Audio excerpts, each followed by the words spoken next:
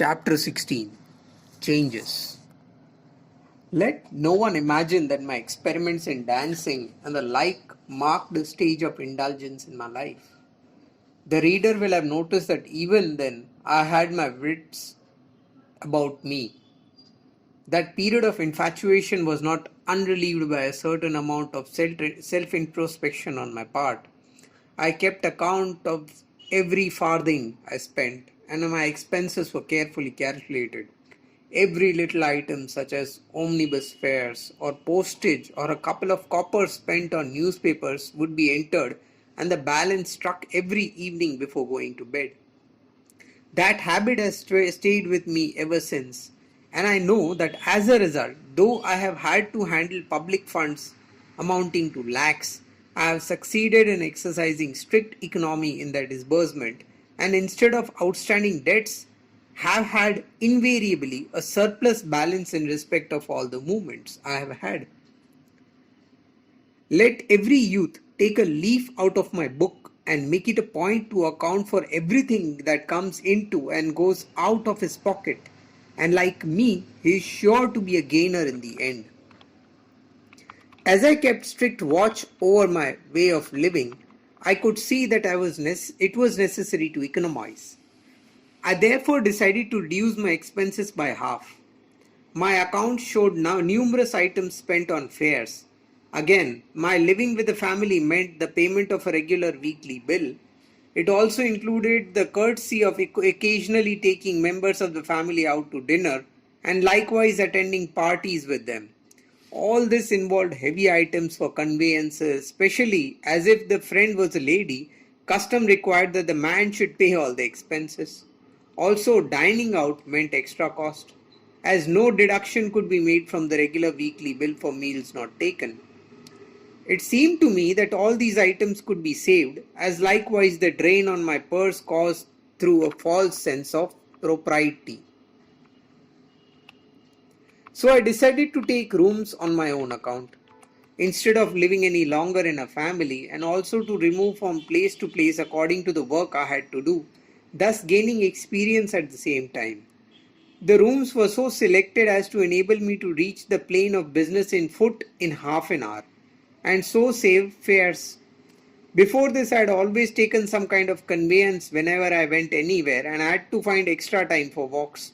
The new arrangement combined walks and economy, as it meant a saving of fares and gave me walks of 8 or 10 miles a day. It was mainly this habit of long walks that kept me practically free from illness throughout my stay in England and gave me a fairly strong body. Thus I rented a suite of rooms, one for a sitting room and another for a bedroom. This was the second stage. The third was yet to come. These changes saved me half the expense. But how was I to utilize this time? I knew that bar examinations did not require much study, and therefore I did not feel pressed for time. My weak English was a perpetual worry to me. Mr. Afterwards, Sir Frederick Lely's words, "Graduate first and then come to me," still rang in my ears. I thought, not only be called to the bar, but have some literary degree as well.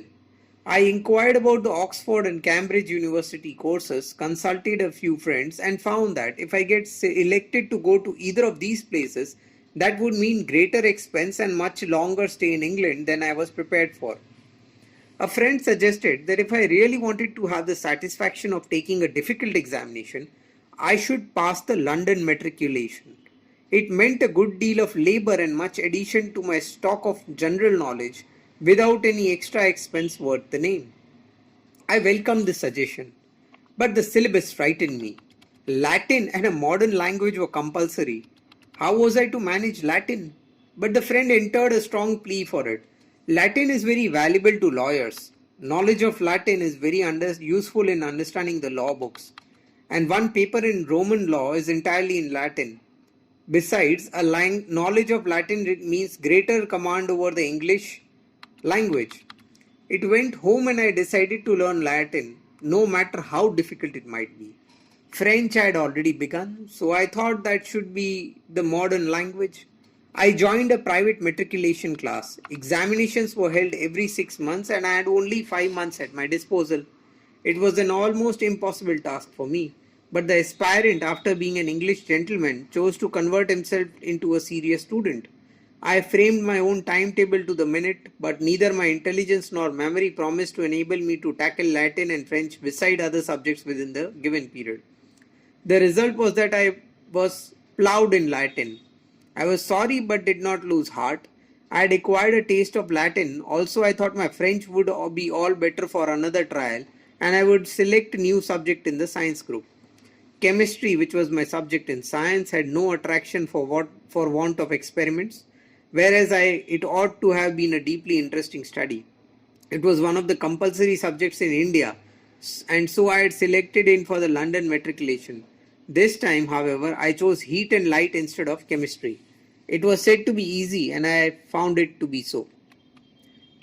With my preparation for another trial, I made an effort to simplify my life still further. I felt that my way of living did not yet befit the modest means of my family. The thought of my struggling brother, who nobly responded to my regular calls for monetary help, deeply pained me. I saw that most of those who were spending from 8 to 15 pounds monthly had the advantage of scholarships. I had before me examples of much simpler living. I came across a fair number of poor students living more humbly than I. One of them was staying in the slums in a room at 2 shillings a week and living in 2 pence worth of cocoa and bread per meal from Lockhart's cheap cocoa rooms. It was far from me to think of emulating him, but I felt I could surely have one room instead of two and cook some of my meals at home. That would be a saving of 4 to 5 pounds each month. I also came across books on simple living. I gave up the suite of rooms and rented one instead, invested in a stove, and began cooking my breakfast at home. The process scarcely took me more than 20 minutes, for there was only oatmeal porridge to cook and water to boil for cocoa. I had lunch out and for dinner bread and cocoa at home. Thus I managed to live on 1 shilling and 3 pence a day. This was also a period of intensive study.